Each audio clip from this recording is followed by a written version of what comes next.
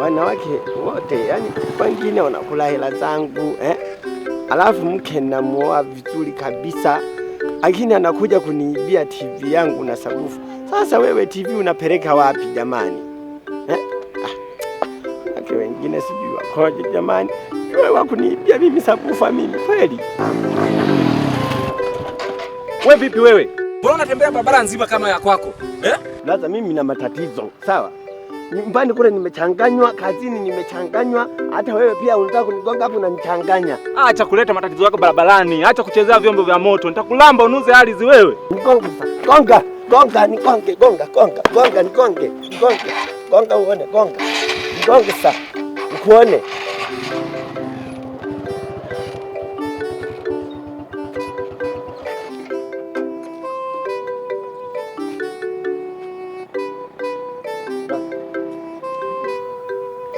Vipi ndugu yangu, na shida gani? Wewe mimi nimekuelekeza pale, sawa? Mimi na matatizo ndugu yangu mengi. Una matatizo gani ndugu yangu? Hebu nieleze basi na mimi nijue. Kazini bosi amenifukuza. Nyumbani nako nimeenda ninunua TV langu likubwa, lisabufa likubwa, nikasema nikajiliwaze. Nakuta mwanamke amebeba kila kitu. Hivi mimi naenda kwa nani sasa? Ndugu yangu, inaonekana kweli hauko sawa. Sasa nisikilize mimi, sawa? Mimi na mtaalamu wangu ambaye anaweza akakusaidia wewe, vitu vyako vyote akavirejesha vikarudi. Wewe una uhakika? Mimi na uhakika, niamini mimi. Sisi ni wanaume, kwa nini tusisaidiane? Ndio maana mimi nikajiuliza. Sawa, nipeleke sasa. Twende nikupeleke kwa mtaalamu. Twende. Kama sikia. Nimeacha kazi yangu, nimeacha safari yangu, nimegeuza safari na kupeleka kwa mtaalamu akusaidie. Umenisikiza? Sasa wewe unataka kunikonga wewe? Sisi wote ni wanaume, tunasaidiana. Twende.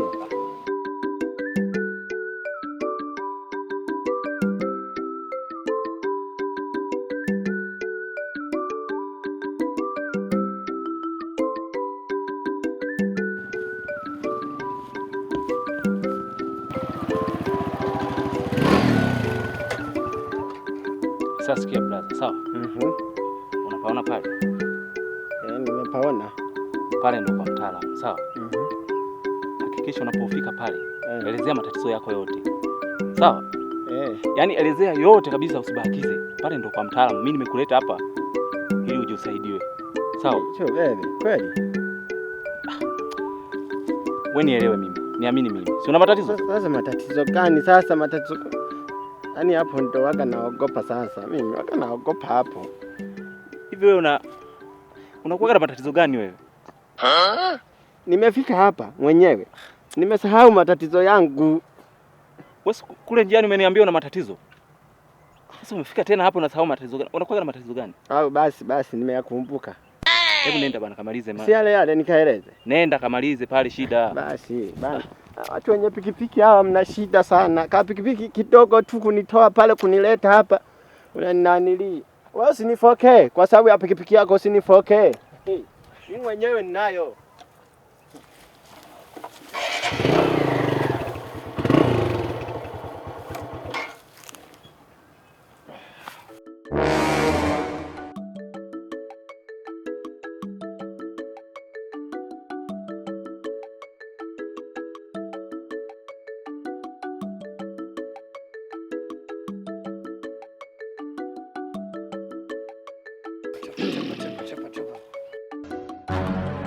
Mwelu mwana wa Mwelu. Kijana, karibu sana. Kabla sijajua ujio wako, nishatambua matatizo yako. Wewe matatizo gani tena mgangu umeyagundua kwangu? Wewe umeachika. Mwachwa na mke. Wewe mganga ni muongo. Sijaachwa na mke mimi uongo. Mbea tu na kusumbua uongo. Mbea tu. Umefukuzwa na kazi. Hivi wewe mganga wewe. Mbona unapenda kufuatilia mambo ya watu wewe? Ameshaoneshwa na mizimu, yuko sawa. Uongo. Sasa kama hutaki kuniamini mimi, basi unaweza kaongea wewe mwenyewe. Sasa hapo ulivyokuja mganga ndo penyewe. Sawa. Unamwona yule jamaa yule huku, yule kule, yule kijana nitoka nileta hapa, kwa sababu amenileta hapa. Shida yangu sio hiyo ulionieleza, shida yangu ni yeye. Akipita mtaani anakanyaga maji, anaturushia tope, alafu anaongeza mwendo. Sasa cha kufanya, mimi nataka tumpige bomu kale ka pikipiki nikamiliki mimi. Tumeelewana? Alafu kweli nimekumbuka. Mke wake ni pisi ya kwenda. Ana mwanamke pisi. Nakwambia na huyo mimi namtaka. Sasa na yenyewe nifanyie mpango mganga. Wewe si mtaalamu? Si unajua mambo? Fanya mpango, mimi niimiliki ile. Mganga, mimi kweli nikimpata yule mwanamke siwezi nikakusahau wewe. Kijana, hapa umefika kwa waganga wa waganguzi. Njonde. Umenielewa eh? Hiyo ni kazi ndogo. Bebe, kweli? Ndio.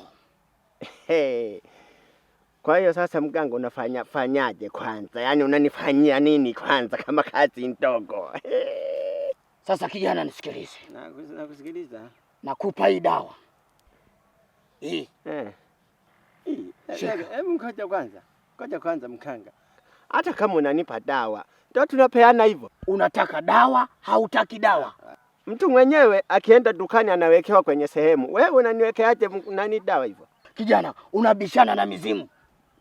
Imekuwa hivyo tena. Haya sawa bana. Kwa kuwa nyinyi ndio waga mnatumia mabavu, tu hamna shida, lete. Nisikilize kwa makini. Kwa naifumbata au naiachia? Nisikilize kwa makini kijana. Hii dawa hakikisha unaitafuna mdomoni. Na usiongee na mtu yoyote. Umenielewa? Wewe mganga wangu unasema? Hii dawa hakikisha unaitafuna na usiongee na mtu yoyote. Umenielewa?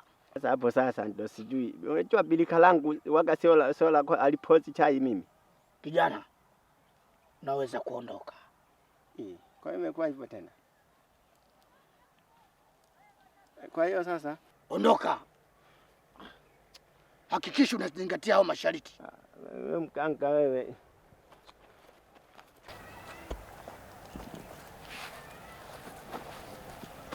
Kweli mganga, nimekumbuka. Mganga nimekumbuka. Wewe mganga, so nipe aka kabukuteni aka. Kijana, hebu nisikilize vizuri. Hivi ni mganga gani ambaye anaweza kukupa dawa halafu akakupa na pesa? Bebe. Yavi tena yangi. Sasa sikiliza nikwambie, sawa? Kwani nyinyi waganga mna matatizo gani? Wewe mwenyewe mimi nikija hapa natoa pesa. Ila wewe kunisaidia mimi kwa pesa kako unaona kama nitakala. Kijana ondoka. Basi bana kaifukumkenye kama simango tu. Ati mao nitangaza sijui wapi huko. Acha hela yako mimi sitaki. Kijana ondoka.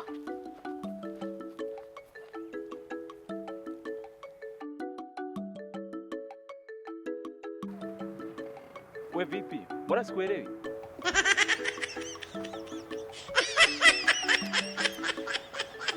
Akili yako wewe jamaa. Lakini vipi? Umeua yote?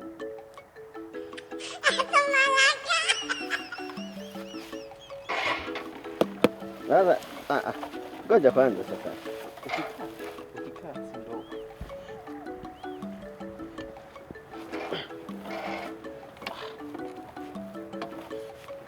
Vipi lakini? Umeongea yote? Sio kwamba nimeongea yote, nimesema yote. Umeua kabisa. Unyama. Nimesahau sasa. Nimeongea. Nini? Nimeongea.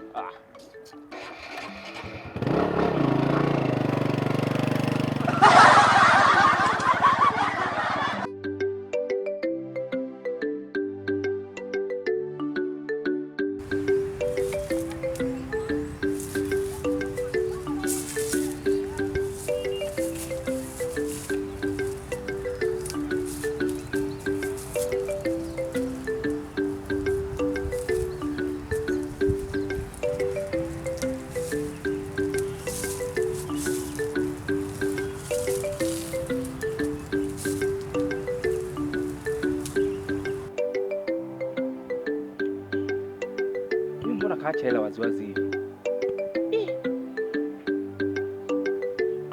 Waganga wanajiamini. Odi. Odi. Odi.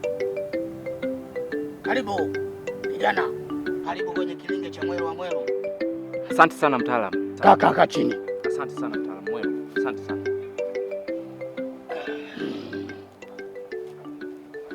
Kijana. Naam mtaalamu. Karibu sana. Nashukuru sana mtaalamu. Mtaalamu, ujio wangu mimi hapa nina shida kubwa sana. Nahitaji msaada wako mkubwa sana. Kijana, ongea tu. Hapa wewe ni nyumbani. Nashukuru sana mtaalamu. Mtaalamu, unajua wazi kabisa biashara yangu ninayoifanya ni ipi? Mimi bodaboda. Biashara yangu imekuwa ngumu sana mtaalamu. Abiria wamekuwa wagumu sana kuwapata. Isitoshe mchana yani kutwa na shinda. Nimelala tu. Yaani sijui hata shida ni nini. Nimekuja nikuombe unisaidie. Kama kuna dawa ya kuboost biashara yangu kidogo ipande. Kijana, hilo tatizo dogo. Nitakusaidia. Kweli?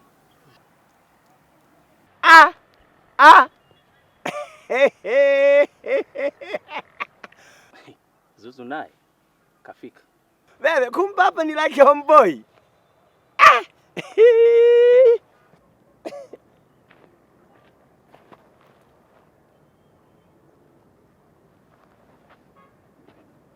Wewe tupishe. Wewe nenda pisha.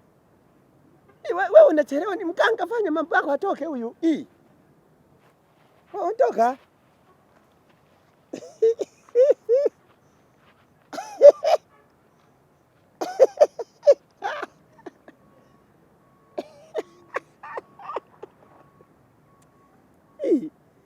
Mganga. Hasa huyu mweusi kama pua ya mbwa huyu. Alikuwa amefuata nini hapa? Dunia imejaa mambo mengi. Shida na matatizo. Sasa umemwambia kila kitu? Sema shida yako ile kuleta. Basi. Sasa mganga, mimi bana nimekuja tena na shida. Bana ile dawa iliyonipa haijafanya kazi hata kidogo. Sawa? Ile dawa mashariti niliharibu. Kale kajamaa kanaongea mno, kana mdomo sana. Yaani pia kanaongea. Kaliniharibia kila kitu. Mwelu wa Mwelu, nilijua utakosea. Masharti kidogo tu umeshindwa. Sasa tunaenda kwenye mlima mrefu kama Kilimanjaro. Utaweza? Nitaweza tu mganga, nitaweza. Yaani sasa hivi sifanyi ujinga, nitaweza. Naweza. Sasa nisikilize vizuri. Mizimu ya Mwelu inatoa dawa kwa mara ya mwisho. Ukishindwa na hii, hatuna msaada na wewe. Sidhani kama nitashindwa. Sasa hivi niko makini. Mizimu ya Mwelu, shika hii dawa. Kwa hiyo ni ya kutafuna? Nisikilize vizuri. Nenda pale njia panda. Njia naenda hivi, nyingine hivi. Fika pale na maji, weka pale. Anza kuoga. Hawezi kukuona mtu hata huyu. Hata mmoja. Hata mmoja. Tatizo lako kuishi. Kwa hiyo nikishaoga basi matatizo yako yameisha. Yaani nikwambie mganga, siwezi kabisa kushindwa kufanya hivi. Naenda. Haina shida.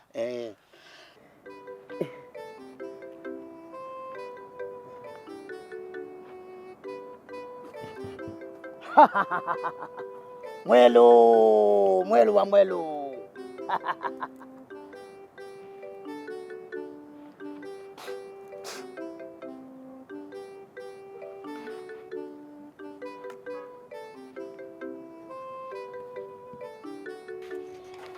Dawa wasinione, dawa wasinione, dawa wasinione.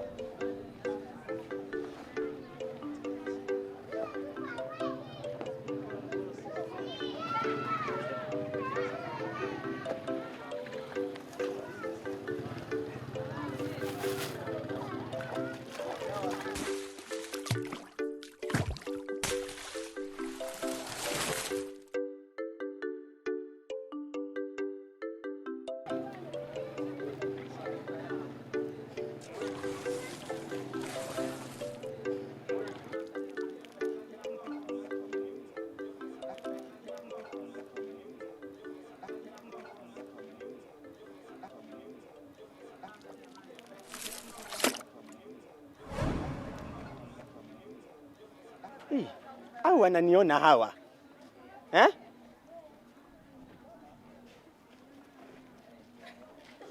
Unaniona? Acha ujinga. Wewe. Unaloga mchana? Wewe. Na wewe unaniona? Ndio. Kweli umeniona?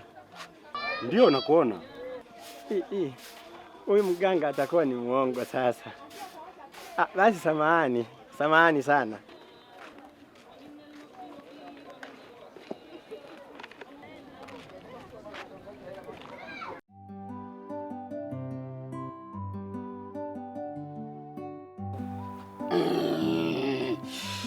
Mwelu, mwana wa Mwelu.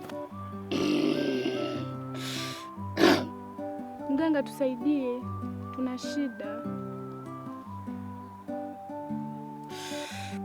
Kweli mganga tusaidie, tuna shida sana. Maana mke wangu ana tatizo la kutokupata mtoto. Ni sasa takriban miaka 3. Tumezunguka kwenye hospitali zote kwa wataalamu wote, lakini tunaambia tupo sawa. Naomba tusaidie mganga. Hapa umefika kwenye kilinge cha Mwelu wa Mwelu, mizimu ambayo inatekeleza shida za watu.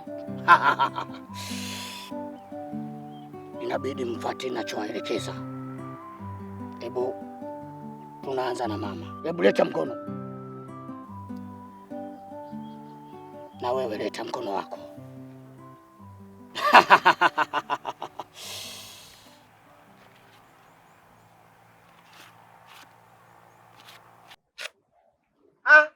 Nimemaliza kazi. Aliwaambia nani mganga huyu? Wewe. Kuniokesha mbele za watu, wakaniona. Angapita mama mkwe pale sasa na nyeti zangu zilivyo mbaya mimi. Wewe ungefanyaje wewe? Kijana, umekuja kucheza na mizimu? Wewe acha kunitisha. Hakuna sichezi na mizimu, nacheza na wewe. Sikilizeni niwaambie sawa? Alafu kingine hiki kitu mnachokifanya hapa Mungu hapendi. Eti twendeni kwa Mwamposa tukachukue mafuta ya upako. Tukishachukua mafuta ya upako kila kitu kinaenda hivi. Kaka unasema kweli? Nakwambia kweli. Mimi kwani mimi nishawahi kudanganya mtu? Kwanza mnasubiri, hebu nendeni, mnasubiri nini tena? Msiondoke sasa. Kumbe hapa hakuna tabia mke wangu hapa tunatapeliwa bure. Msiondoke. Ninyi nendeni. Sasa tunaondoka wote au unabaki? Mimi na shida na huyu. Ninyi nendeni. Asante naye. Basi tuondoke mke wangu.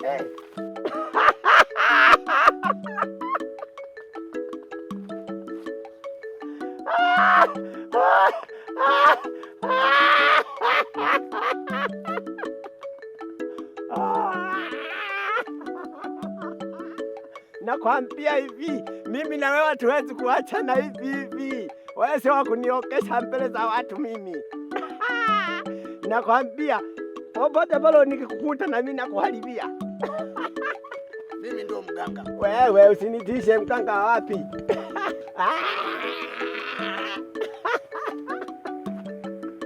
Naondoka.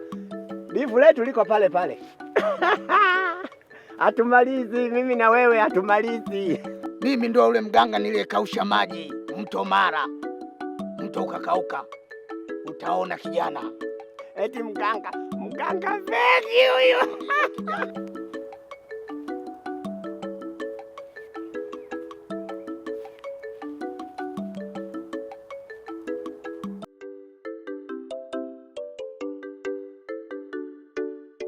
Mke wangu, unajua siamini kabisa, nilikuwa najua yule mganga anaweza kutusaidia mke wangu. Kumbe ana mambo ya ajabu kiasi hicho. Alafu mke wangu yule jamaa mimi nimemuelewa. Yaani nimemuelewa sana alichokisema pale. Au wewe unasemaje? Yaani mume wangu, mimi naona wazi kabisa twende kwa Mwamposa. Hatuwezi kuishi muda wote huu bila kuwa na mtoto mume wangu. Sawa, lakini mke wangu kwa Mwamposa kule wewe una imani nako? Mimi nina imani napo, Mungu anaponya unajua. Ni kweli, lakini sasa mke wangu, basi tujaribu huko, hakuna shida. Si jamaa mwenyewe kachelewa, si yuko wapi?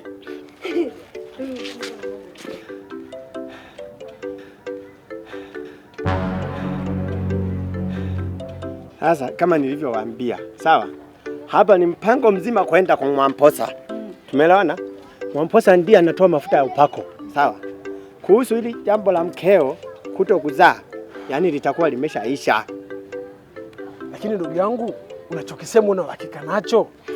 Maana mimi kabisa nimeshachoka. Nimetembea kwa waganga, hospitali nimeenda, lakini matumaini ya kupata mtoto hakuna. Mimi nishajichokea kwa mpaka nakata tamaa kabisa kupata mume wangu. Umeenda kwa waganga, umeenda kwa Mamposa?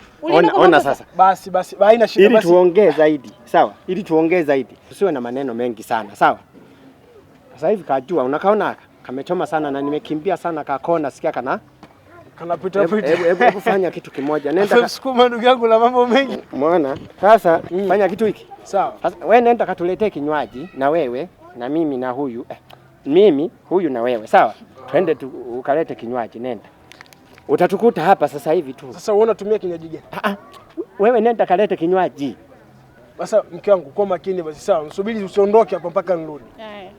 Nakuja sasa hivi. Baba, una wivu? Sio na wivu, mke wangu huyo ujue ndugu yangu nampenda. Kameliwa wako. Kameliwa. Sasa sikiliza nikwambie, sawa? Tusiwe na maneno mengi. Sawa? Hivi kweli ni serious wewe mwanamke ulivyo mrembo mzuri? Kweli wewe uzai kweli? Yaani. Ni mambo tu ya kuacha. Huwezi kuamini, mwaka wa 3 sasa naishi na mume wangu hata kichefuchefu. Bebe, kweli? Sasa mimi nataka nikusaidie. Nikupe dawa. Hii moja tu. Mimi nina mke wangu. Ana watoto hawa wangapi? 2. 2. Alafu kingine kipindi nasoma primary. Nishawahi kuambiwa mimi nimempa mwanamke wa watu ujauzito. Sawa? Kwa hiyo mayai yangu yapo karibu. Achana na vijana wa mjini wanaokaangia chips hawa. Sawa? Kwa hiyo cha kufanya hiyo tiba kwangu mimi ninayo. Nasema kweli? Wewe hata sasa hivi twende uone. Siku hizi kichefuchefu. Yaani Msukuma wewe una mambo mengi. Bana, mimi nakwambia ukweli. Unaweza? Wewe tena usinitamanishe. Hebu kale kajamaa kasije kakaja. Hebu nipe nani simu yako nikuwekee namba. Halafu uje unitafute twende huko sasa nikupeleke chimbo. Halafu nikakupe huyo. Yaani nikupe mtoto tu. Hawa matapo hawa. Ukiwa Mswahili? Sasa mimi Mswahili wapi? Utakuja uone. Wewe. Ni simu likubwa hivi halafu baby mimba wewe. Wacha utani. 06 ngapi? Sasa umeiona? Kwa hiyo sasa ukinipigia tu utakuta jina nakuja Zuzu Master, ndo mimi mwenyewe. Sawa? Haya. Kwa hiyo sasa tumsubiri kale kanakuja. Njoo jamaa njoo.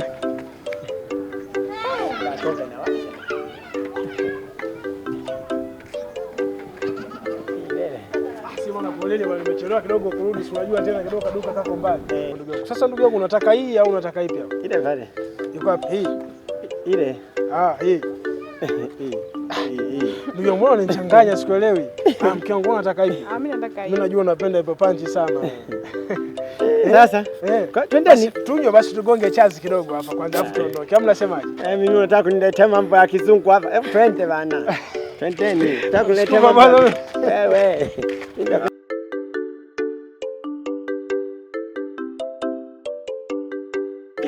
Wewe, kweli nimekumbuka. Sawa? Hivi kwani kuna ulazima wa kwenda leo kwa Mamposa? Ndugu yangu, hapo unavyotuona sisi tuna shida na mtoto sana. Kama inawezekana kwa Mamposa, twende sasa hivi. Hamna bana. Mimi nimeshaahirisha. Sasa ndugu yangu sikuelewi tena. Sasa fanya kitu kimoja, sawa? Hapa, ngoja kwanza mimi niende nyumbani. Na nyinyi muende nyumbani kwenu. Halafu kingine sasa tutatafutana. Sasa ndugu yangu mimi nitakupataje wakati namba yako hata simu sina? Sasa wewe, soko na nanilio unapita na kuonaka. Achana masuala ya kupita ndugu yangu, ndio jambo hili la muhimu. Kiangu nipe simu yako tuchukue namba. Wewe, ngoja kwanza. Haya mambo ni ya wanaume. Kwani unampa mwanamke?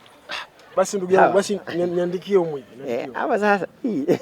Wewe baba mzima unatumia kazi mka hivi? Ndugu yangu ndio maisha bwana, andika namba ya simu. Haya ngoja niandike baba.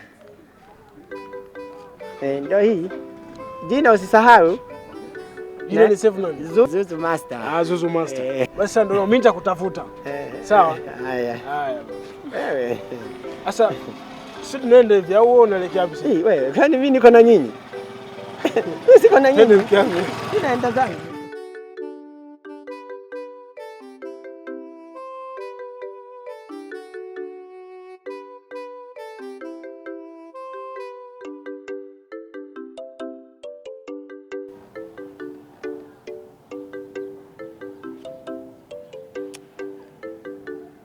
huyu mwanamke mbona apokee simu? Kwani ndugu yangu njia inaenda wapi kabisa? Njia inaenda kutokea mjini pale. Inaenda kutokea mjini? Yeah. Basi mwanamke wangu aliniambia naelekea maeneo, basi naomba tuende hivi barabara, labda naweza kukutana naye. Maana nampigia simu hapa apokee. Da, sawa. Tumeshaelewana na wewe. Haina shida kaka, yani wewe gharama yote ile mimi nitalipa, haina shida. Twende.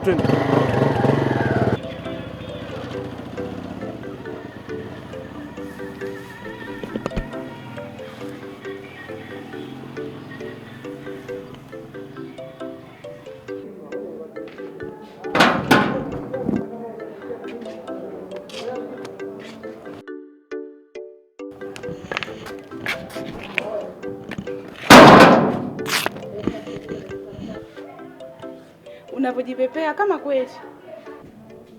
Kwa hiyo kumbe nilichofanya hapo sio jambo. Yaani ulivyokuwa unajiplaud Msukuma wewe, ulivyokuwa unajipandisha juu, nikajua nimepata mwanaume wa maana. Dakika moja kama kuku. Wewe, basi ile ilikuwa ni mbegu. Na mtoto hataki fujo, mwisho akose akili. Alokuambia mimi nataka mtoto na? Mimi nataka starehe babu. Alokuwa nataka mtoto ni mume wangu. Upo. Kumbe ungeniambia. Kwa nini unataka starehe? Basi ungeniambia kwamba wewe unakuja kwa ajili ya starehe. Basi au fanya kitu kimoja. Sawa? Tuandae siku ili nije nikuonjeshe varangati langu sasa nikuonjeshe wewe uone. Yaani niandae siku hiyo kuijia upuuzi wako? Ovyo. Wewe kwanza wewe. Ila kweli na mimi yaani nimeshindikana. Yaani nimepaka kama naweka mafuta tu. Wewe nani mke wangu? Hebu nisubiri. Sasa wewe kidogo tu unaanza mambo mengine sasa. Wewe sasa hii. Sasa unaenda wapi? Wewe naomba unikome. Usinizoee.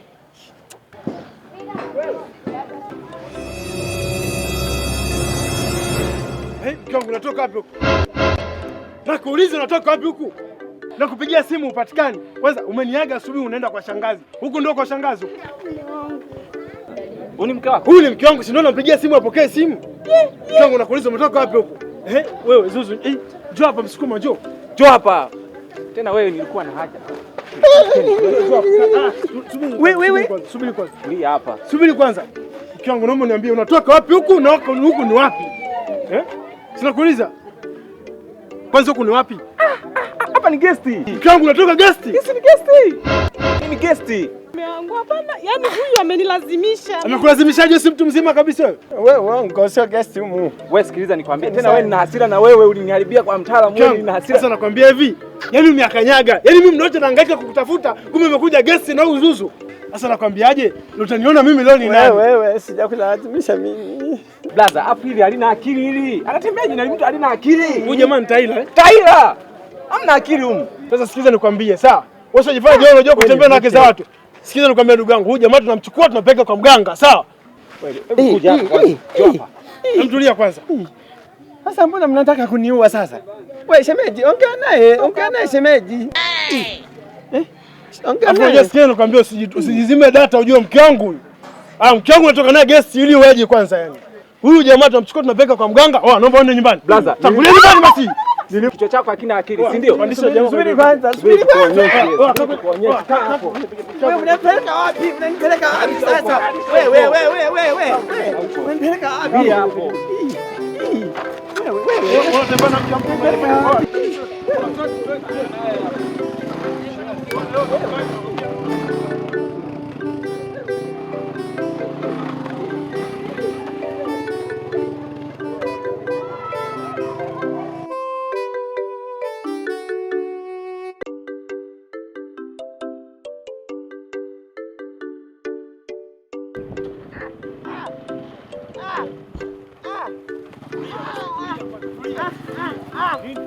Tulia basi. Kelele basi. Nini? Shuka.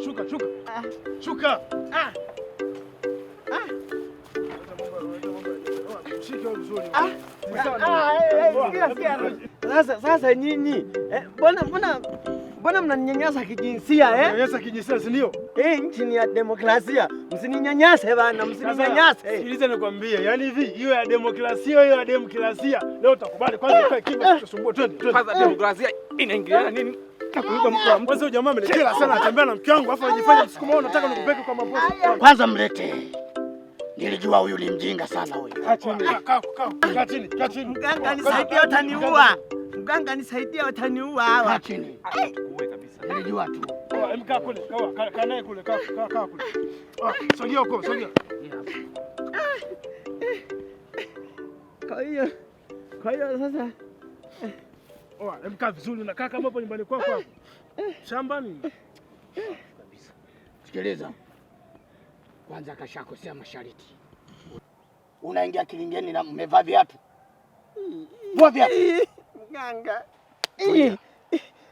Jamani marehemu mama. Mimi nateseka.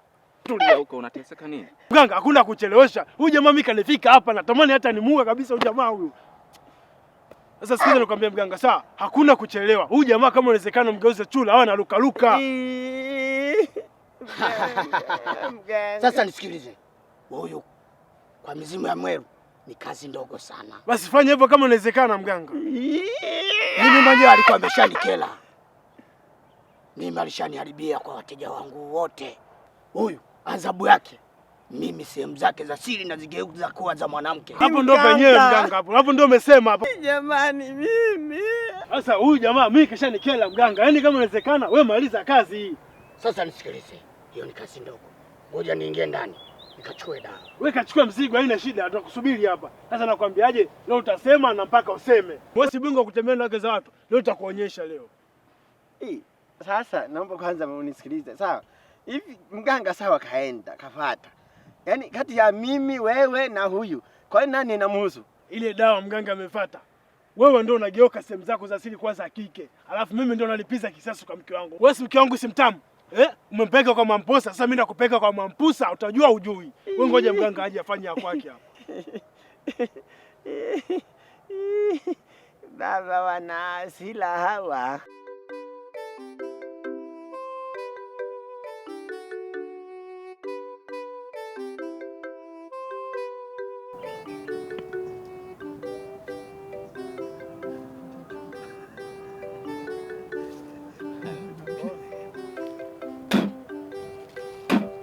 Kaluvende, mwana wa Mwelo, naomba kafanye kazi yako.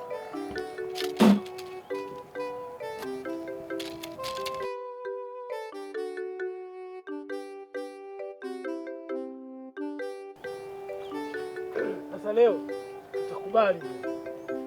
Sasa hapa hatimaye kazi inaenda kumalizika. Yaani mganga wewe maliza, ukimaliza tu mimi naanza naye. Sasa naenda kumaliza kazi yangu. Tulia tu, unaenda wapi?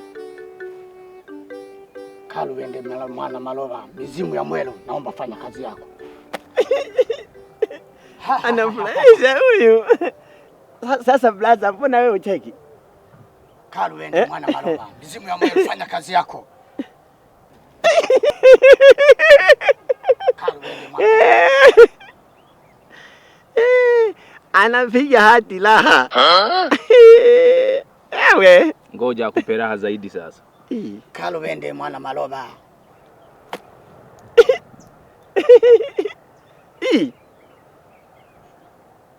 Haipo. Wewe. Mbona haipo? Hebu ngoja kwanza, subirieni. Subirieni kwanza. Mganga, una uhakika tayari kazi imeisha? Kwisha.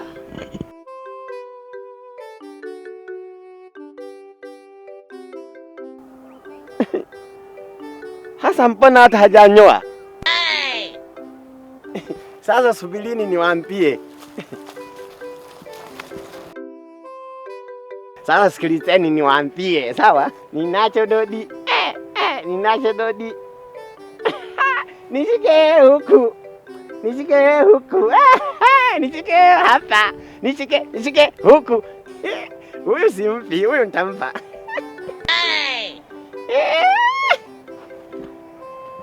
Au na wewe nikupe? ila mimi sifanyaki na waganga. Hivi mganga unamwelewa huyu? Huyu ni Zuzu. Ila sasa akajaniambia masharti, naitumiaje? Mimi nitakojoaje? Utachuchumaa. Kumbe. Kwa hiyo sasa mimi nikifanya napata raha? Hautafanya, utafanywa.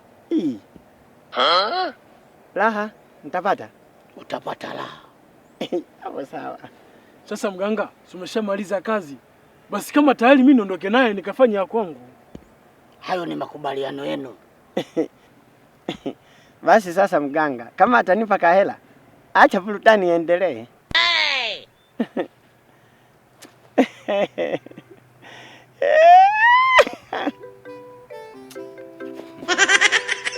Vipi?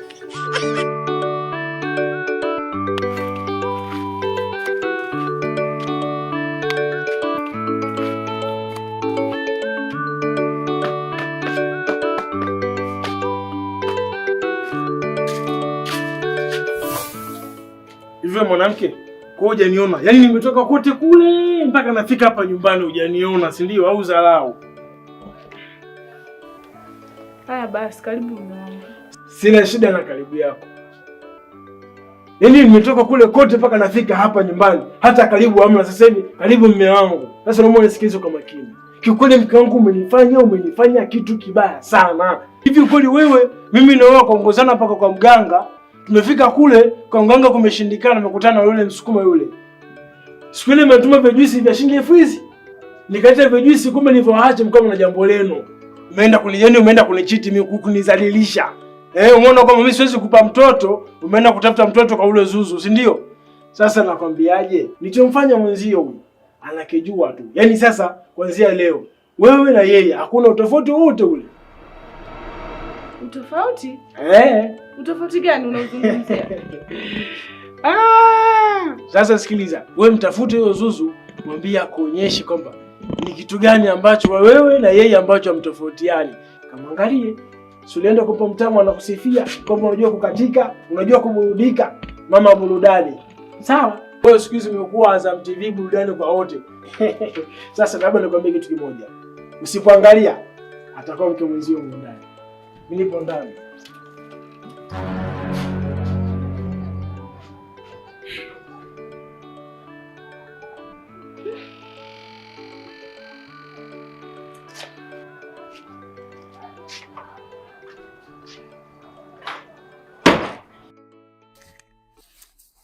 Ningekuwa kwetu ni nyumbani, ningemlilia mama. Mama ni mama. Jamani, wimbo unanikumbusha mbali mimi. Chanimpikie mume wangu wali leo oi.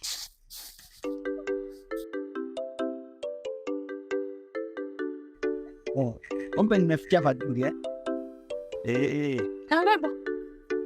Nimeshakaribia. Karibu. Shoga yangu umeniponza. Yaani yule mume wako yule na rafiki yake. Sio ameenda kwa mganga ameniloga mimi. Kwanza shoga yangu pole. Maana taarifa zako nishanipata siku nyingi. Lakini shoga yangu amekusaidia. Maana hata kitamani ulikuwa ujiwezi. Au wewe uone kama amekusaidia? Kama kweli. Sio, lakini ni kweli. Kweli. Makubwa haya. Haya, niambie, mambo mengine vipi? Shoga yangu. Unakuona kama umechakaa hivi. Kwani kuna nini? Nani wewe? Kama mimi tena kaushwa na lati. Sasa shoga yangu unanisifia au unanichamba? Nataka leo nikupendezeshe. Sawa? Usuke. Mwanamke upendeze. Haya, msuke. Ngoja nifuatie kiti. Hapo sasa.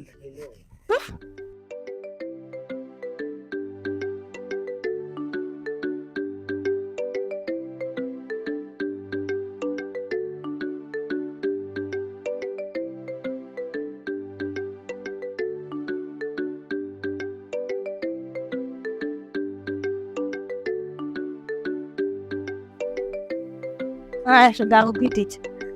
Hapa. Sasa nakusika mpechua au nini? Ngoja nijimini kwanza mtindi wangu. Maana kufa kama anasema. Kwanza sasa mnafika zaidi gani?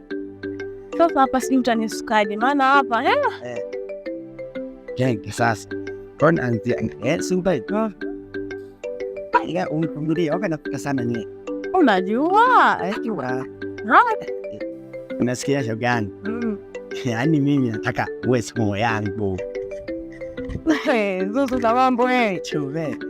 Yaani ghafla umekuwa kama mwanamke kweli. Hatari. Haya, mimi nipo tu shoga yangu, hata usiwazi. Mambo yote yatakuwa poa. Kama ndio mwenye napenda sana. Yaani hapa siwezi kuachana na wewe, ni shoga wetu tatu. Walijua wamekukomoa. Wewe. Nakomoa hivi. Hii hajawahi. Karibu mume wangu. Wewe jichekesha nini? Yaani umeona haitoshi? Sasa umeamua kuja mpaka nyumbani kwangu, si ndio? Hivi unatafuta nini? Au unatafuta roho yangu? Lakini mke wangu, hivi huyu jamaa amekupa nini? Sikoni nimekuta kule guest. Leo tena mpaka nyumbani kwangu alafu unashikana. Mume wangu, mpunguza kwanza pressure. Sasa wewe kwani una shida gani? Sikiza nikwambie mke wangu, sawa? Nini kwa mke? Kwa nini kama sitabadili kwa sasa? Uje msuna kitu kweli. Hivyo mume wangu una shida gani? Mbona unaogopa sana wewe? Wewe mimi ndio la shida, si ndio? Kaka wa watu shamharibu, lakini bado namuonea wivu. Sasa sikiza nikwambie. Yaani jamaa anakuja mpaka nyumbani kwangu tena kajiamini kabisa, mnasukana mnacheka. Leo zuzu wako si ndo mwanamke mwenzio, si ndo hala yako, mimi sijui. Yaani mnasukana, mbona mimi sio kushika, unajua kama nakupenda kiasi gani? Sasa sikiza nikwambie, kama yule unampenda na mmezoeana, nataka nimuongeze mke wa pili hapo, mnasikilizana kusuka na kuchambua mchele hapo. Yamekuwa hayo. Si unapenda? Haya basi ameisha, karibu. Yanaisha nini? Afu mwanamke wewe ni kela sana wewe. Karibu. Jamani. Karibu kae kiti hapa. Niko hata sky bwana.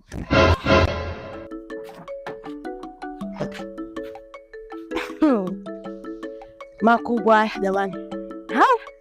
Tatu ni mwisho wa mwaka.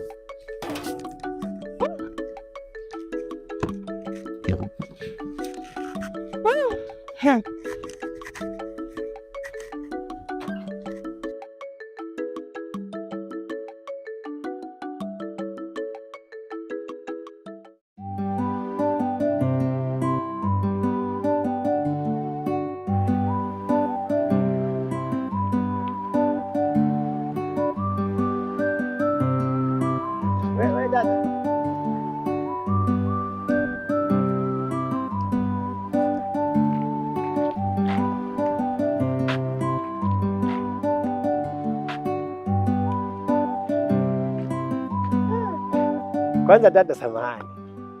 Bila samahani. Mambo vipi? Poa. Ngoja kwanza niulize. Kwani mimi moyo wangu wako na matatizo gani? Kwa nini unaniuliza unajuaje? Maana ninavyohisi sasa naanza kuona makonjo ya moyo yananisumbua.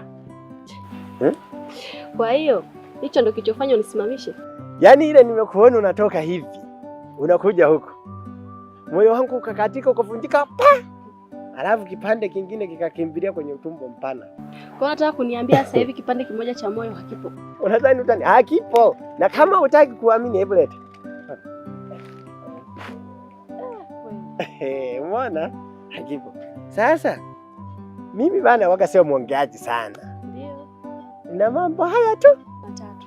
Lakini kila moja hakikisha nikilisema wewe sema ndio. Umeona? Ndio. Afadhali umeanza vizuri. Wewe dada kwanza ni mrembo sana. Ndio. Alafu kingine unavyoonekana, ukiwa unatembea haupasi kutembea peke yako. Unatakiwa uwe na mwanaume mnaongozana kutoka huku kwenda huku unakoenda. Ndio.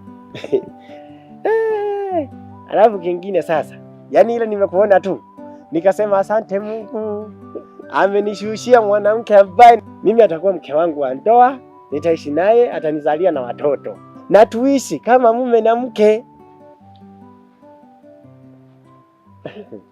Ndio. Rudia tena. Ndio. Kwa hiyo sasa mimi kama mimi Zuzu Master nitatoa mahari kulingana na familia zenu, utaratibu wenu unavyosema.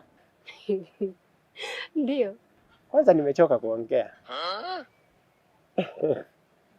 Ila cha kufanya tu tutoke hili eneo, tusipoteze muda sana. Tuondoke hapa, twende mpaka nyumbani. Tukifika nyumbani kwangu kule, mambo mengine tutazungumzia ndani. Ndio. Tuondoke, unasubiri nini sasa mrembo?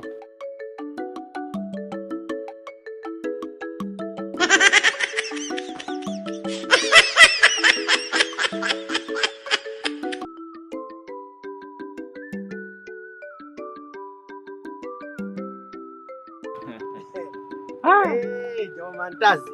Upo? Safi. Mambo safi. Poa. Sasa bana, mimi usinione hivi. Nione kabla. Nimepata kamchumba, nataka nioe. Wewe. Nataka nioe. Uoe wewe. Ewe. Sasa sikiliza nikwambie. Sawa. Sasa wewe unataka uoe. Na kati unajua kabisa unakaa mzigo huko chini. Unakatumiaje? Vipi? Ndio maana nikasema hivi. Kwa kuwa nimekuona, nikasema Mungu bariki sasa nimekutana na wewe. Kwa hiyo cha kufanya tu ndugu yangu, ninakuomba. Nisaidie basi. Twende kwa mganga akanitolea lau. Ikiwa kama mwanamke, karudi kale kama mzigo kangu. Utamu na upata kama vile vile. Ila sasa kuna kale ka utamu kengine. Ka utamu gani? Kale nikiwa na mke wangu. Hatimaye masalenda gazeti. Iko hivi. Siku zote ukiona nanili umeshambuliwa sana, unarudisha mpira kwa kipa au na left group. Maisha haya jamani. Hatimaye Zuzu umeamua kuoa. Nimeamua kuoa, yani nirudi kwa mtu wa Mungu. Sawa. Ombi lako sasa. Ombi langu ni moja. Unisaidie. Weka mganga, si unaongeaga nako. Kwa hiyo niruhusu tu mimi niende ili akanitengenezee. Sasa sikia nikwambie kitu kimoja. Sawa. Tafuta zawadi yoyote ile. Sawa. Iwe mbuzi, iwe kondoo, iwe ng'ombe, iwe kuku. Uende nayo. Ni vyote au kimoja? Chagua hiki. Kimoja wako tu. Nenda nacho kwa mtaalamu. Sawa? Nenda kwa kumbembeleza. Sawa? Mimi yule mtaalamu namjua. Nenda kwa kumbembeleza sana akusaidie. Sawa? Yule atakusaidia. Atakurudishia mali yako. Kweli. Sasa mimi nashangaa unataka uoe mali hamna. Una mali ya kike. Unaoa nini sasa? Sasa sikiliza. Leo umenifurahisha sana. Ngoja nikaangalizie kama ni Zuzu, nataka pose ya nuni. Wewe. Nenda sasa. Subiri sasa. Au unaonaje? Ako, sawa. Utakunywa maji. Sawa. Waka nika maji. Sasa bana, mimi nisikucheleweshe sana. Sawa? Acha mimi niende nikafanye hivyo. Zingatia hayo niomba. Sawa. Usiende mikono tupu ndugu yangu. Wewe. Mimi namjua. Unahitaji msaada. Bila kuwa makini. Acha wake za watu wewe. Utalokwa. Mimi wewe. Yawe. Acha kujisa. Hapo wewe Zuzu. Wewe. Zuzu. Ulijiva wewe. Acha kuiba wake za watu wewe. Watakunyoosha sana. 2000 haka bana.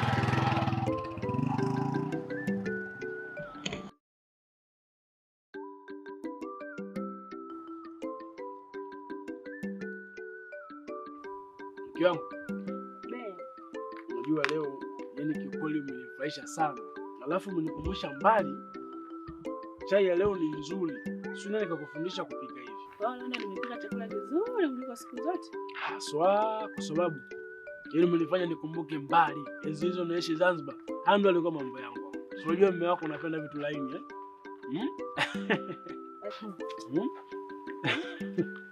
Basi leo nimekutayarishia chakula kizuri mume wangu ili enjoy. Leo umeweka miliki, mdalasini kwa sababu sio kawaida yako. Basi leo nimekutayarishia chakula kizuri mume wangu ili ufurahi.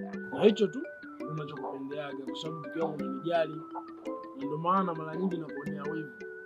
Unajua tena?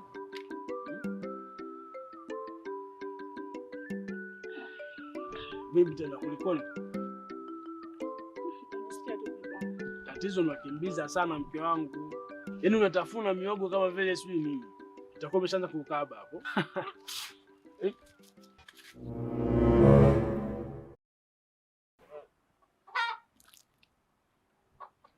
Una shida gani?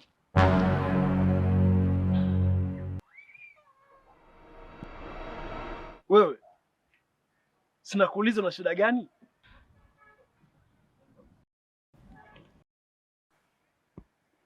Sinaongea nawe, mbona unijibu? Nimekuuliza una shida gani?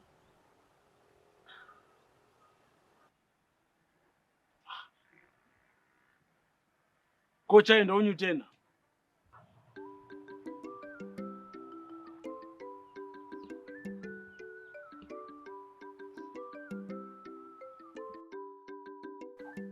Hii?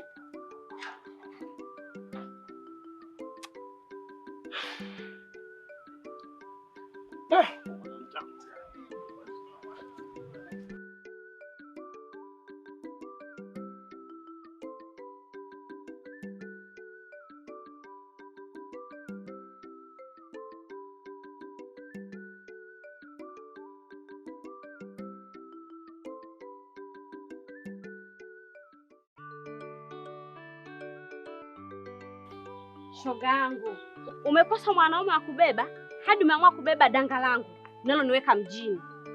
Uwe naye kila siku bwana, yaani hujazunguka kote kwa bwana lipi? Bwana huyo unayemjua. Shoga yangu, kwa bwana lenyewe lichafu. Bwana.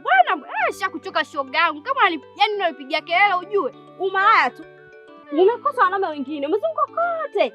Umerudi hapo kwa danga langu. Nyie mmekuwa kuku wa kugombania jogoo mmoja sasa hapa mtaani, si ndio? Haya kuhusu shoga yangu. Na wewe vipi? Haya shoga yangu karibu. Dada mimi nina furaha. Jamani nina furaha mimi. Kaka yangu anaoa dada. Kaleta pisikali dada.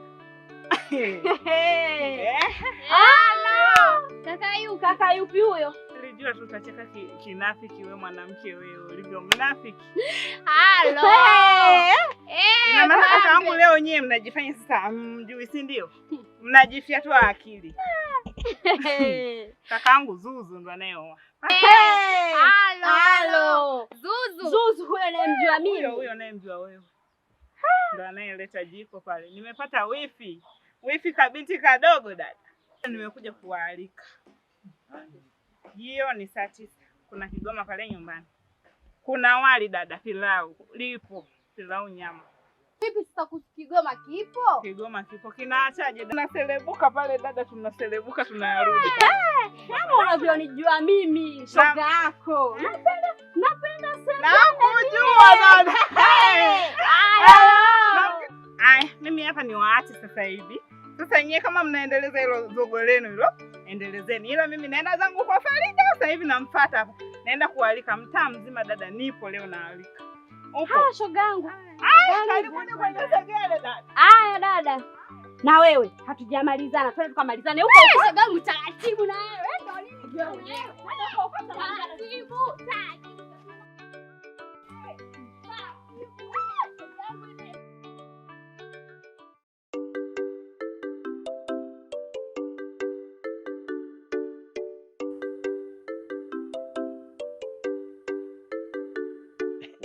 Kubyara mwanakema kwilorela abantu kaganda utumona kuni nao mwana alevi na wisunda jamani mimi naenda kuoa. I say yani bana ganga nenda kuja shika. Umefuata nini kwenye kidinge cha Mweru wa Mweru? Chobere. Lakini sasa mganga, shika kwanza alafu tuongee. Sisi ni watu wazima, tusikilizane mganga. Mizimu haitaki hiyo zawadi yako ya kuku.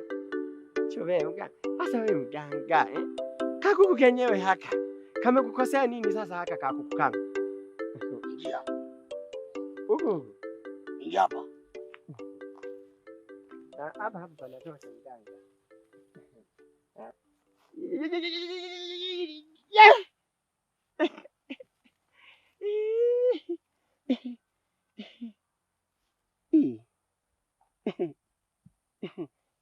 Shika wakwako huyo. Shika. Mizimu haikutaki nayo kuku wako. Lakini mganga, haka ni kazawadi kawa kubwa. Hebu weka hapo.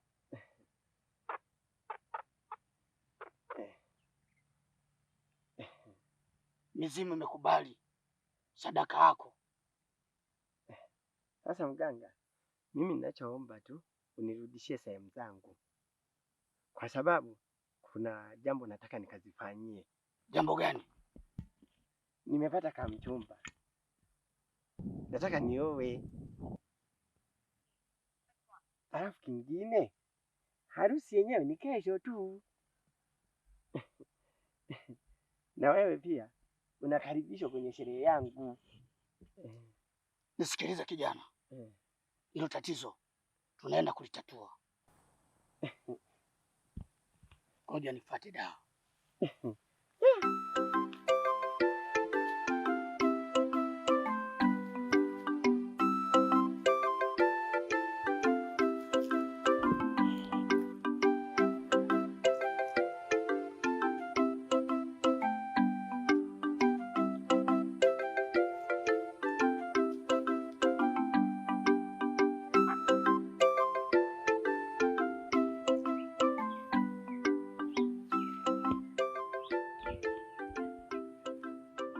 Kijana, nakupa hii dawa kabla hujafanya chochote. Shika. Sasa nisikilize kwa makini. Dawa imo humo ndani. Kabla hujakutana na mwanamke, cha kwanza fuatisha hivi ninavyokuambia hivi. Sema hivi: Mwelu, Mwelu, Mwelu mara 3. Alafu unasema naomba mnisaidie mnirudishie sehemu zangu za siri. Alafu napaka. Umemaliza kazi. Mganga, mimi nashukuru, lakini jitahidi ufike.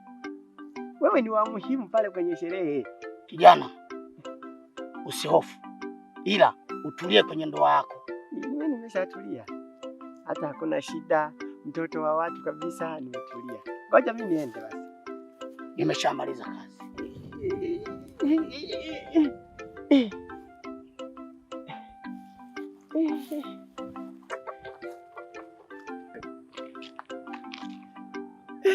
Asante Yesu.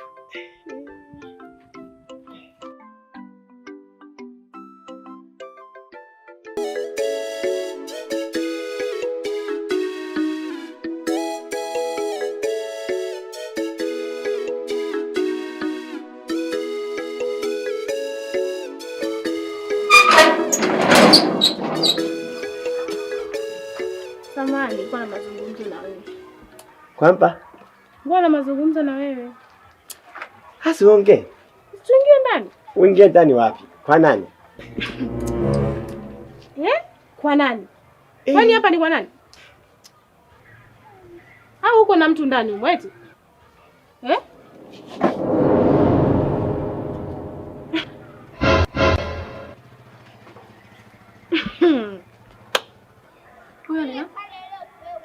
Mimi mwenyewe niko hapa. Mpaka sasa hivi najiuliza eti wewe ni nani? Hunijui Zuzu. Mimi hunijui. Hunijui. Makubwa jamani leo, jamani leo. Wewe Zuzu akuniuliza leo mimi ni nani? Yaani nakushangaa eti. Yaani unaniuliza hivyo kwa sababu uko na yule changu doa au vipi? Koma mwenyewe. Changu doa nani? Muone. Una akili kweli wewe? Una akili. Kwani wanasemaje? Unasemaje? Mama Aisha nikataza kugombana. Aya, gombaneni. Kumbe Zuzu.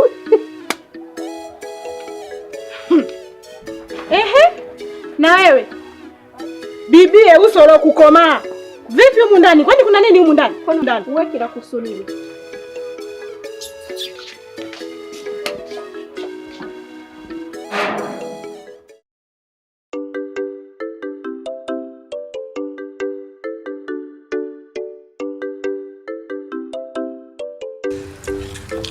Da.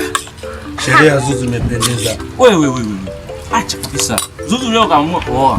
Na leo ametukusanya watu wote hawa. Tunakula pilau. Shoga yangu Zuzu nitaka nimuone mkewe tu. Na mimi namtumilika wewe ngoja. Wifi yangu yuko zake ndani sasa hivi anasubiri muda wa kutoka, mtamuona dada yuko pombe. Yaani shoga yangu na kama mnanichelewesha hapa. Haya, naombeni mle haraka hapa tumalize tuanze segele hapa linakaribia sasa. Nenda kamlete Zuzu aje hapa. Sasa hivi. Tunamtaka. Jamani, sherehe safi. Safi. Poa jamani. Tumekula wali hatujala. Tumekula. Baba ya jala. Tumeshiba. Sasa huu muda wa kumleta kaka yangu bwana harusi na mpendwa wake aje tutambulishe hapa.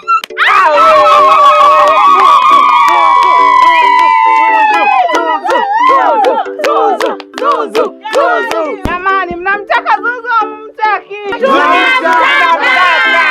Sasa hivi tunaenda kuwaleta mabibi harusi wetu na bwana harusi. Migoma, leteni mabibi harusi na bwana harusi.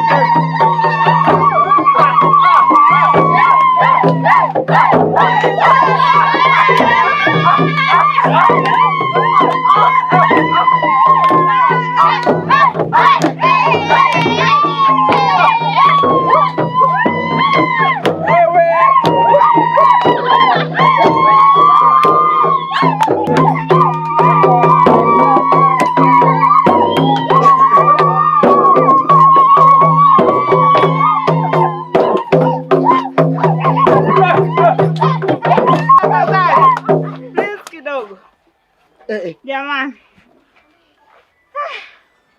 Tumecheza tujacheza. Tumecheza. Si ndio? Sasa tunaenda kumtambulisha bwana harusi wetu, ndo huyu hapa kama mnavyomuona. Na huyu hapo ndo bibi harusi wetu. Tunaomba bwana harusi ututambulishe kwa bibi harusi. Kimwali chako. Harusi safi sio safi? Safi! Ubwabwa oye! Oye! Yaani leo nimefurahi. Sawa? Nimeamua sasa nije niwatambulishe walangu, mlembo wangu. Sawa? Yaani huyu ukimuona sasa, usiponiona mimi mwenyewe, unamuona huyu anaitwa Mama Zuzu. Nani? Mama Zuzu! Wewe njoo kwanza rafiki yangu. Twende. Ila wewe naona tu mambo. Mambo wewe.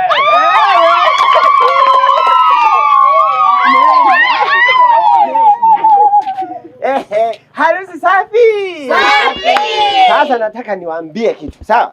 Mimi wengi walikuwa wananidharau, wananiona mimi ni Zuzu. Mmemwona mlembo anang'aa ng'ai. Mashallah. Wewe dada una moto na wewe. Unasikia sasa? Kwa hiyo sasa kuanzia leo mimi nimetoka kwenye ubachela. Nitamwachia jamaa yangu hapo ubachela. Sawa? Kwa hiyo huyu ndiye naenda kuishi naye na kujenga familia. Nadhani mimi cha kuongea tu nimrudishie MC wetu amalizie. Jamani, sherehe pambe sio pambe? Pambe! Pendeza si ndio? Ndio. Watu wameng'aa. Sasa hapa tunaenda na Kigoma mpaka asubuhi.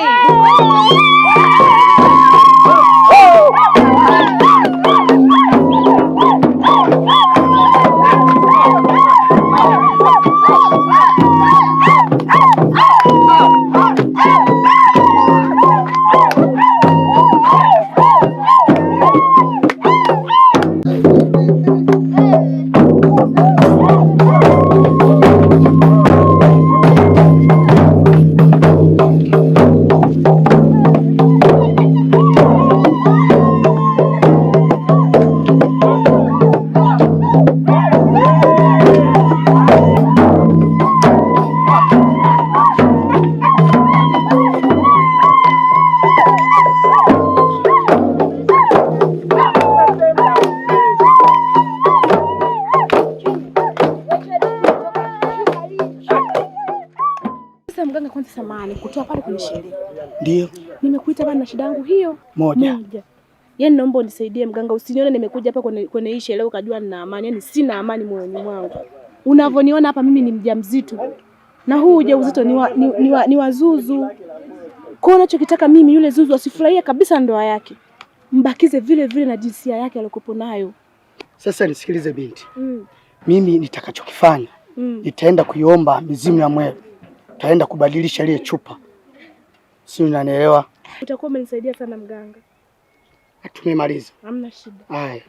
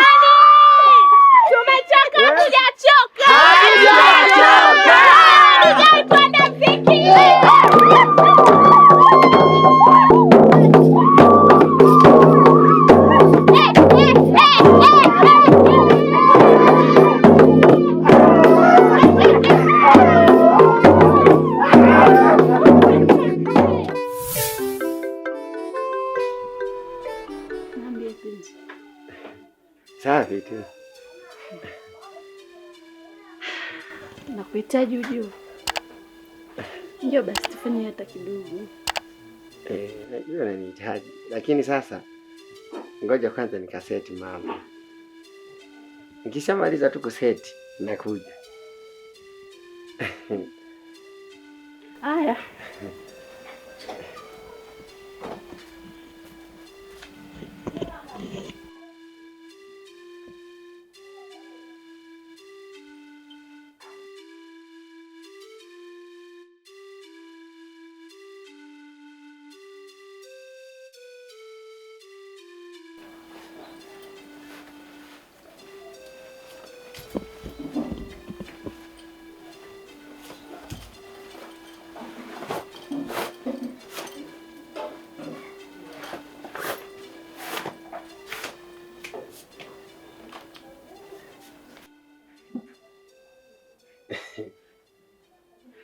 Mweru, nisaidie nifanye kazi yangu. Sikuelewi ujue. Unanichelewesha mimi, unajua na hamna wewe. Wewe tulia kwanza nifanye mambo. Mweru, nisaidie nifanye kazi yangu. Mweru, nisaidie nifanye kazi yangu.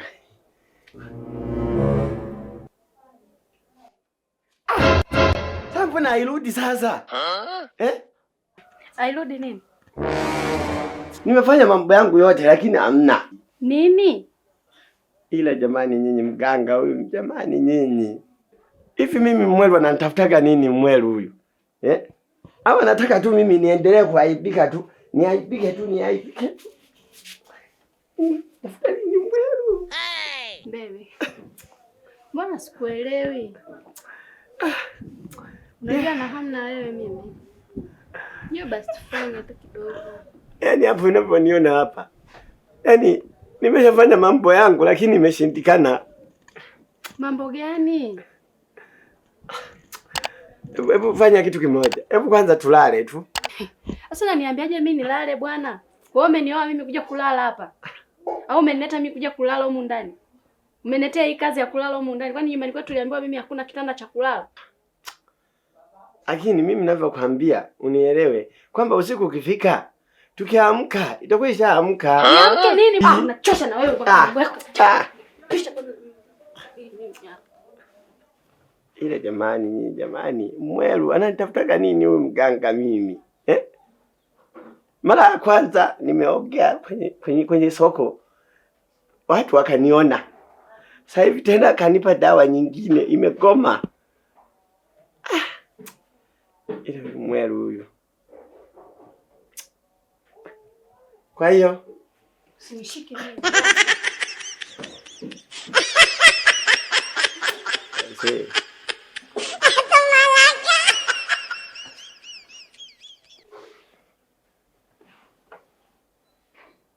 Usinisogelee, unisogea.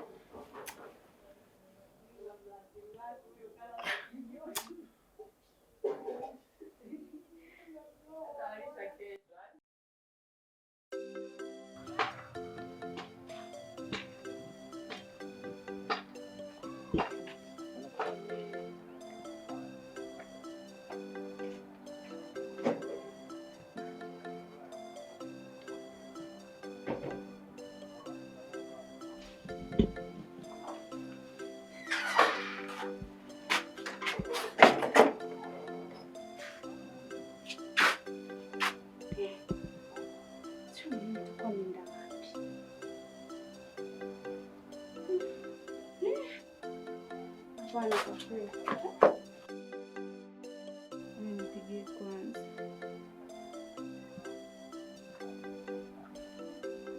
Samahani, namba unayopiga haipatikani. Tafadhali jaribu tena baadaye. Asante. Sorry, the number you have dialed is Samahani, namba unayopiga haipatikani. Tafadhali jaribu tena baadaye. Asante.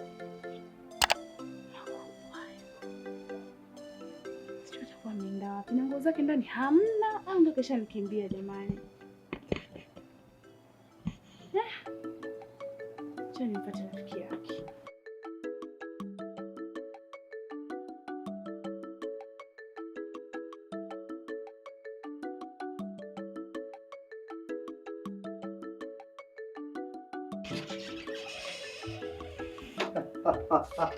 Kama kwangu vile.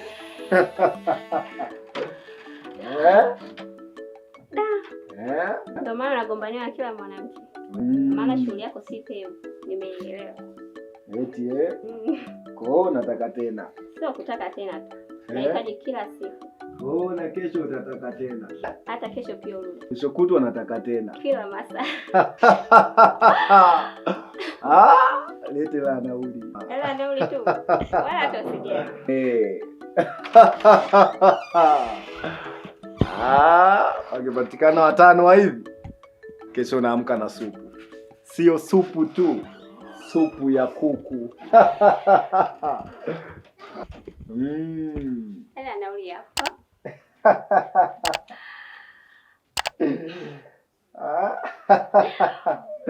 Wewe, tuone tena. Unanipenda? Huwa mme wako tulisimame. Umeanza utani wako sasa hivi. Kuna watu wengine wanajua shughuli, aki Mungu kaka kandati.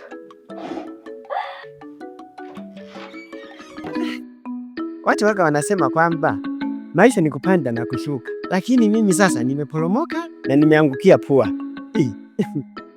Nisije nikawa naongea watu wananisikia. Hivi mimi na akili kweli? Yaani nimewaka mwanamke, alafu mashine yangu mimi haifanyi kazi. Nimeoa ya nini sasa? Kwa nini wewe mashine unaniaibisha? Ila nyinyi. Yaani hapa mjini waka wanasema kwamba mwanaume ni mashine. Sasa nimeoa ya nini sasa mimi nimeoa? Sasa mimi sioni kabisa umuhimu wa kuendelea kuishi kama mashine haifanyi kazi. Ila nyinyi eti najiita mwanaume. Mwanaume upeleki moto? Una faida gani sasa ya kuwa na mke? Mimi niko tofauti gani na mwanamke mimi?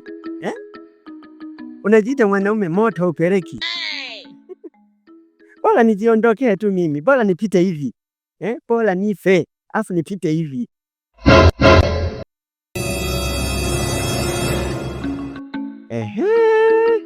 Pale ndio sehemu sahihi ya mimi kwenda kujinyongea pale.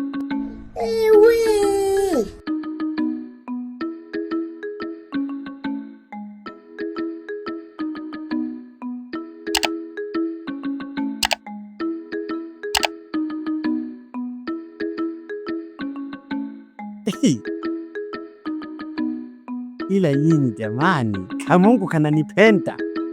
Yaani mpaka kiti kameniandalia.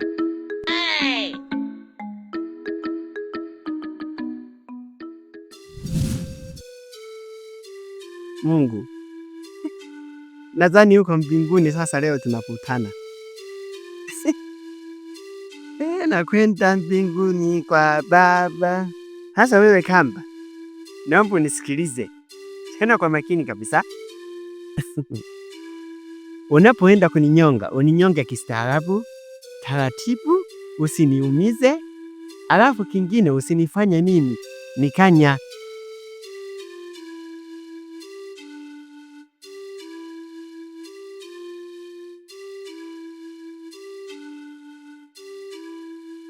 Yaani hapa sasa mimi nitabembeaje?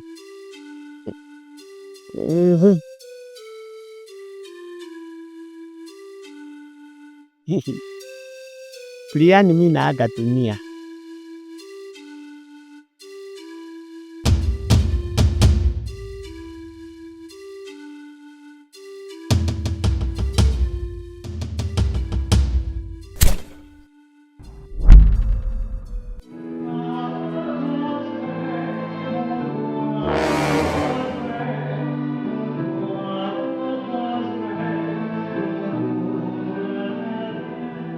Nilikuwa naona niko karibu na malaika kabisa. Kasongo yeye. Mobali nanga wewe. Nilikuwa naona malaika Gabrieli. Ananikaribisha kabisa. Anafungua kamlango niingie. Hao ndio wale vijana wale. Mtu kalewa, watu tunatoka shamba, watu wamelewa. Kasongo yeye. Mobali nangai. Songo mana yeyo. Mana yeyo. We, ujafa. Kasongo mana yeyo. Mobali nangai. Vipi wewe? Na Kamba tena. We. Tulia. Una ni Kamba sasa. Malaika hujawaona huko? Malaika Gabrieli nimekutana naye. Yeye ndo mnaimbaga lesson this. Alikupa kwa ushujaa, anakupa kwa ushujaa umejinyonga. Hebu ninyoshe kidogo. Nikunyosha tena mimi ndo nimekwambia ujifunge hiyo kamba ujinyonge. Tulia hapo hapo, sikilizia. Shida nini ndugu yangu? Watu tunahangaika. Tunalima, tunatoka mashambani, tunasafutia familia zile. Wewe unaweka kamba unajinyonga. Who are you we? Wewe unaongea sana. Nisikilize sasa na mimi. Kwanza kule nikoenda, kipindi najinyonga, nimekutana na malaika wengi. Oh no. Jamaa chizi nini? Nimekutana na malaika Gabrieli, akanikaribisha. Akafungua na kamlango niingie. Lakini sasa ikatokea mistake kidogo tu. Gabrieli naye anahusika nini kwenye kifo? Lakini sasa cha kustajabisha, Mungu nikasikia anasema na mimi mwenyewe ananiambia, wewe Zuzu, sawa? Kila kilichopotea kitarejeshwa. Yaani hilo ni neno lake Mungu alikuwa analinena. Kila kilichopotea kitarejeshwa. Nataka kufungua kanisa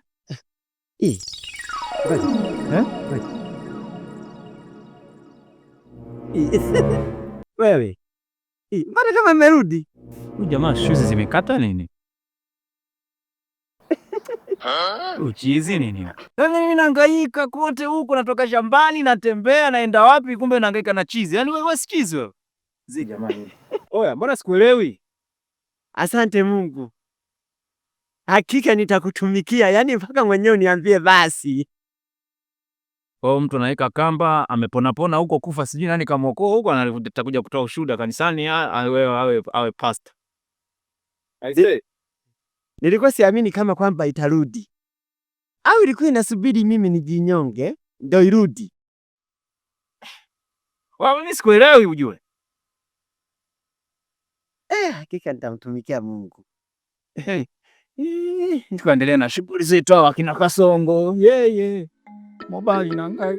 Sasa wanatuletea tu matatizo tu hapa duniani hao.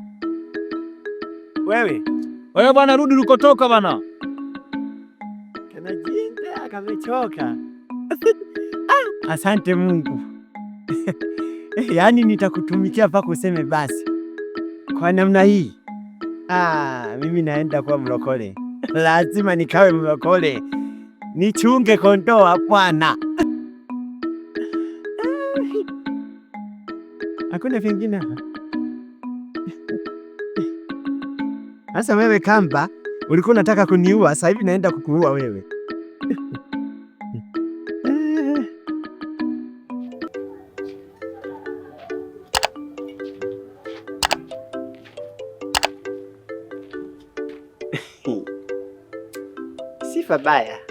Sifa baya kabisa. Asante Mungu kwa kunibariki. Nimeweza kufika salama. Kashetani kameshindwa kabisa kwa jina la Yesu, akajanijeruhi. Wenyewe karibu.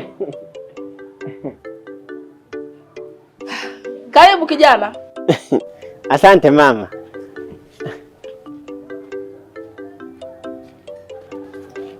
Bwana Yesu asifiwe kanisa. Bwana Yesu asifiwe mama.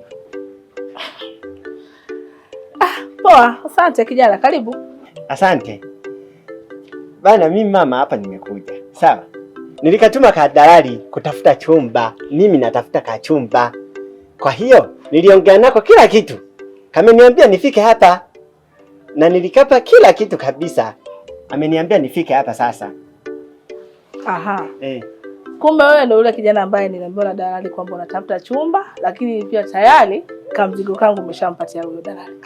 Na mimi mwenyewe, ndo mimi. Sawa, karibu. Lakini kijana, nina swali kwako. Hivi tayari umeshavuta jiko? Yaani mimi Biblia na begi. Tuko hawa? Tuko watatu.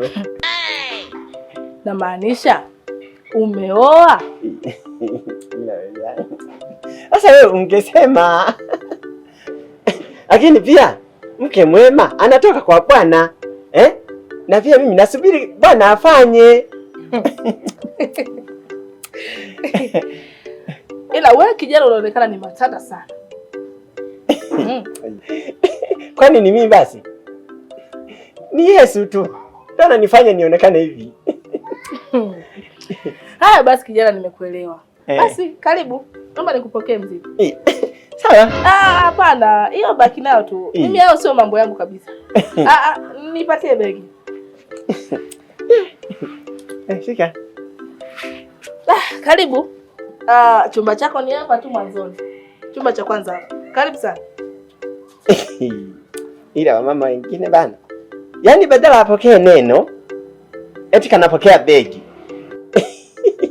Ila nyinyi jamani, nyinyi njia ya kwenda mbinguni ni nyembamba. Haya, sawa.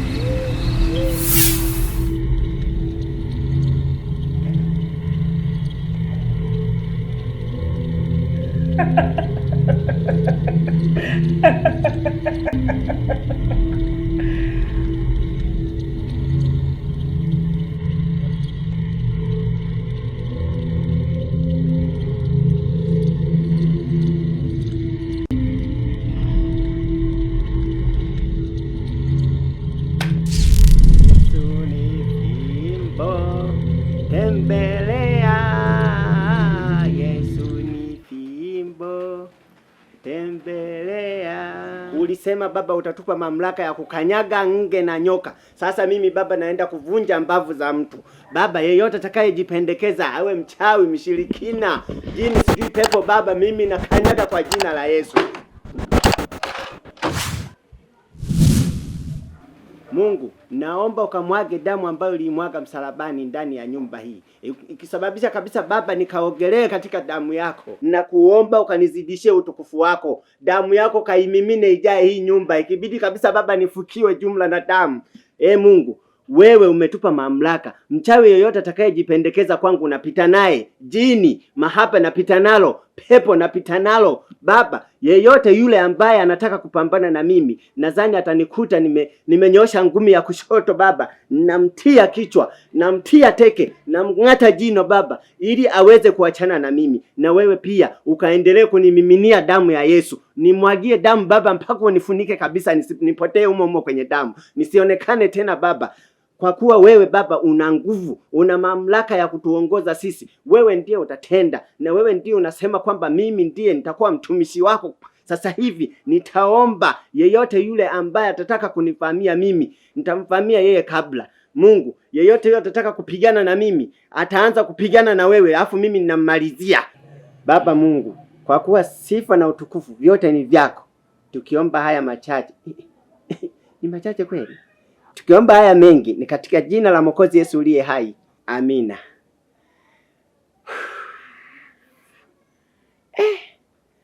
Yaani hapa mpaka nimechoka.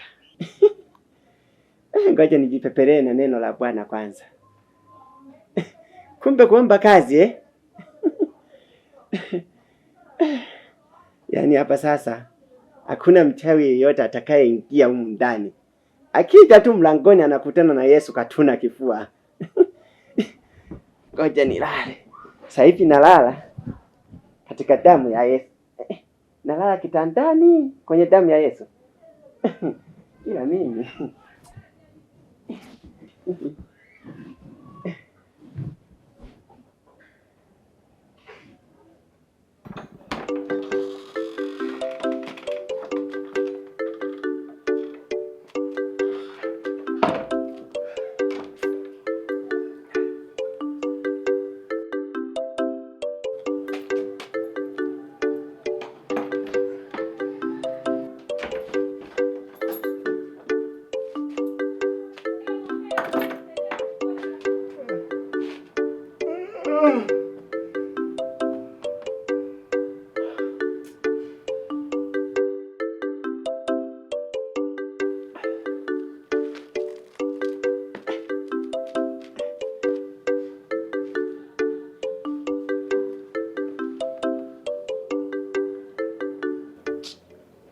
Mungu, leo nimechoka.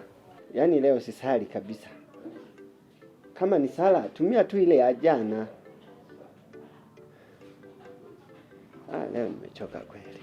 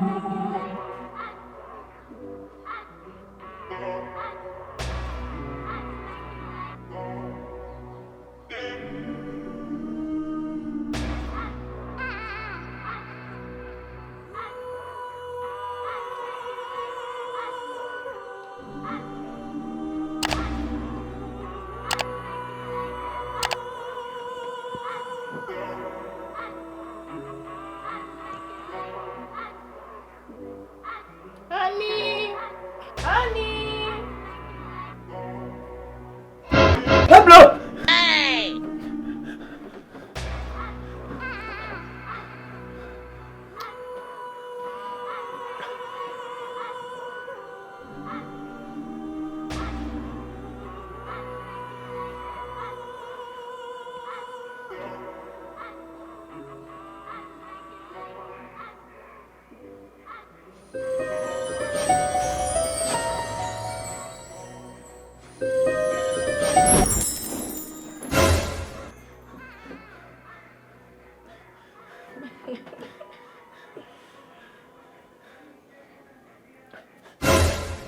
Ukinigusa nashtuka, nahisi kana pando na mizuka. zungusha antena, nimeingia tena, zungusha antena.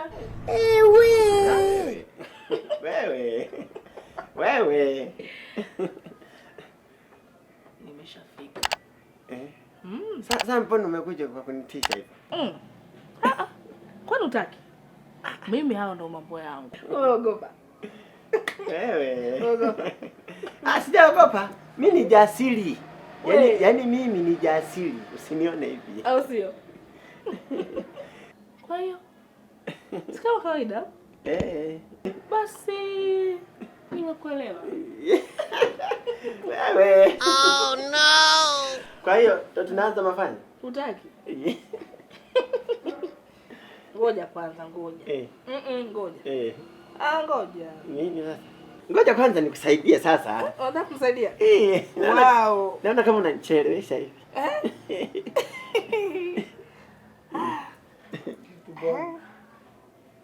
Ngoja kwanza. Hizi shanga mimi wake nazipendaga, sawa? Acha zikiwa zinalia. Ndio nafurahi yaka. Sasa umefungulia hii. Unitekenya sasa. Wewe. Unanitekenya bana. Kata wewe.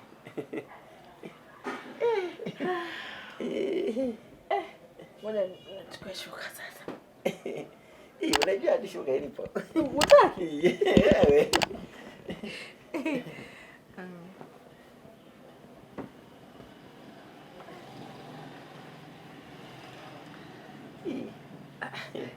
Umeikunjaje hii shuka wewe? Uliza mimi. Wewe, unamuuliza nani sasa? Kati ya mimi na wewe nani anayeshika? Ila wewe. Na niuliza nimeliwekaje?